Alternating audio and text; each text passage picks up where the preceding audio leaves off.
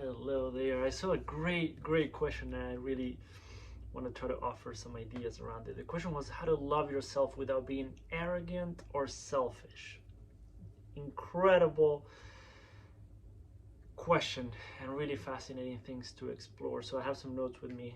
Three main things that I want to share with you, and let's get right to it. The first one is the quote from the Buddha that says something along the lines of, "You, as much as anyone else in the universe, deserve your own love and attention." So what tends to happen a lot in this self-love journey, that we sometimes go through a bit of a challenge and a dance of first feeling like we maybe are giving too much time and attention to other people and not enough to ourselves. Then we jump in on this journey and we focus everything on ourselves for a while. And then that's when the question comes up of feeling arrogant or selfish, like I'm focusing on myself too much. I've been on both ends of that little dance, and what I do notice and feel like, and I've talked to a lot of people about this, is that sometimes we do need to experience the extremes, and you'll see what feels best to you at the time. Because I feel like there's a whole range, there's a whole spectrum, and at one time in your life you might need to go in one direction more than the other. It's not like there's a perfect set middle where you'll always be. And I like the analogy of even being in a bicycle. Like in a bicycle, you don't find balance in a bicycle by staying still. If you stay still, you're gonna fall. And you find balance by going forward. And even in a bicycle, you do have a little bit of movement. So I do notice that sometimes, and I'll share more about this on the third point, but finding the balance and not feeling bad when you're all the way towards self-love and yourself and focusing on yourself because you need that at the time, not feeling like you're being selfish or arrogant. And I know that we do feel that way, so that's completely fine. But realizing that it's an interesting dance, and that might be for the rest of our lives. It doesn't mean that there's one perfect middle ground that you'll never come out of. I think it'll make more sense when I share the third one too. But the second one, this is one that I've experienced a lot in my life. That when you realize that all the challenges and struggles that you go through that brought you to this self-love journey, we all go through similar things. Even people who don't give a crap about spirituality, who are not into these kinds of topics and self-love and any topic related to this, they still go through challenges in life. So what I realize is that when you realize that, you cultivate compassion naturally. And I feel like compassion and arrogance kind of don't go hand in hand. So when you develop that compassion naturally, you're not being arrogant when you focus on yourself, and you're not being selfish at the same time, because we do remember that, and we've heard this so many times, that when you're in an airplane, they tell you put your mask on first so that then you can help the people next to you. Even if it's your kids, even if it's the person that you love the most, if you try to focus on them first, you might not make it, unfortunately. And it's not easy, but that reminder of putting our own mask first, and the second analogy of you can't give what you don't have. People say fill your own cup first so then you can give to other people. And I also talk about the fact that maybe sometimes we feel like we need to fill our cup until it overflows like crazy. And I realized that when you fill it enough and it feels okay to start giving, when you give, you're actually filling your own cup at the same time. I talk about the analogy that like the picture in my mind of a bartender pouring a drink, having two glasses, two cups, pouring a drink and doing a little trick so that it kind of goes into both at the same time. So when you're giving, you're filling your own cup at the same time.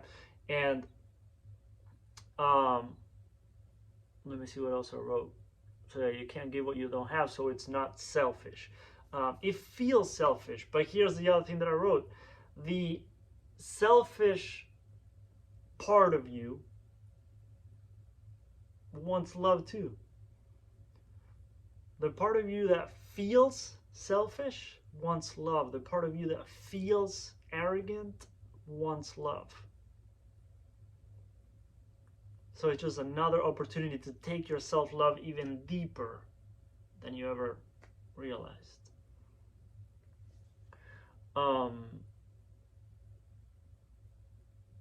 There was another idea that I want to share there, but it will come back. And the third point, which I kind of touched on, was an idea that was incredibly helpful for me. That you do want to balance self with others. Sometimes I do talk a lot about self-acceptance, self-compassion, self-worth, self-love, all kinds of things related to self, because I do feel like that's the foundation. But at the same time, it can be easy for us to become a little too absorbed in our self journey and forget about other people and stuff like that. So what I have noticed in my life is sometimes it's interesting to see where there might be an imbalance. For example, I'm not a very social person. I might be what people label a lone wolf and a loner, and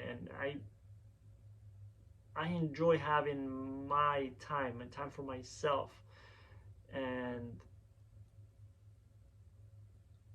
yeah, I'm not a very social person. And that's one of the things where I noticed that there's a bit of imbalance in my life.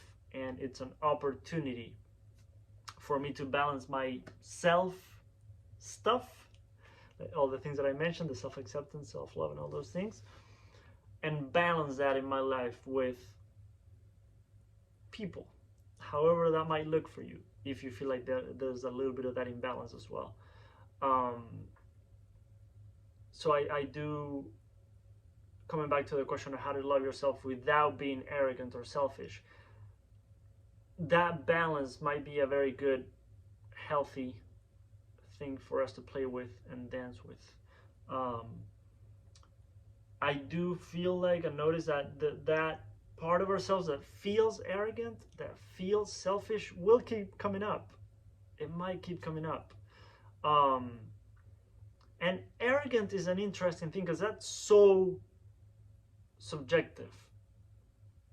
Like, I might do a little gesture with my face or hands or something about my tone or whatever, and someone might feel like that's arrogant. And people who know me well, they'll know that I'm not arrogant. So it's such a subjective thing that I would not advise to focus on that too much. But that was part of the question, so I wanted to include it in the video because it is a fascinating point.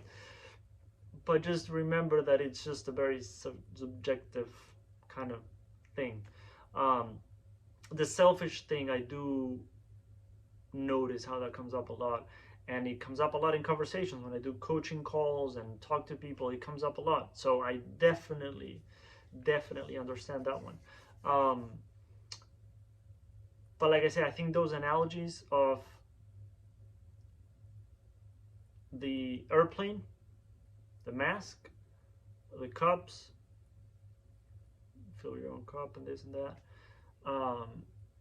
can help. And one thing that I've been exploring a lot is expectations.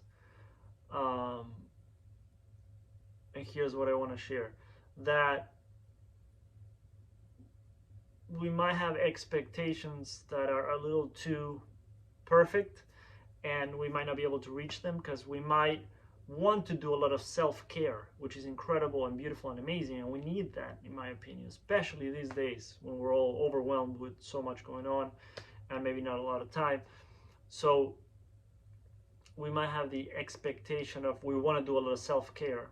Maybe you enjoy meditating, you enjoy yoga, you enjoy working out, stretching, doing breath work, you enjoy going out for walks, you enjoy just listening to music, hanging out by yourself, and you want to do a ton of things when it comes to that, and at the same time you want to be like the perfect sibling or son or daughter, or father or mother, or the perfect friend, the perfect partner, the perfect everything. And sometimes I feel like we have expectations that we would need like a 36-hour day to be able to accomplish everything that we wish to accomplish. And even if we had a 36-hour day, we just would add more things to our list of expectations to be able to accomplish in a day. So sometimes it's very fascinating to play around and explore our relationship with expectations and just see where that takes you. It can be a very healing experience and a very humbling experience of like, you know what, I think my expectations have been kind of playing tricks on me and making my journey more challenging. I sometimes say that sometimes it's not the actual thing that we're experiencing. They are challenging, of course, but our expectations of how things should look, should be, should go, how we should react, how we should respond, how we should, like everything around our shoulds and our expectations make our journey even more challenging. So it's just something to explore. I think it can be incredibly helpful. So that's what I wanted to share. I really hope it helps. If you want me to dive into something more, leave it in the comments, because I love talking about these topics, and if I can help you further, please let me know. And if you want to, you can join our private group. It's free. You can go to my website, gonzalocourses.com, and put your email there. You get the link to join the group. And I love diving into these topics even deeper and just seeing if I can help you more directly that way. So if you want that, you can go to my website and sign up. And I really, really hope it helps. If it did, please give it a little thumbs up, subscribe, turn on your notifications, and I'll see you in the next video. Have an amazing day.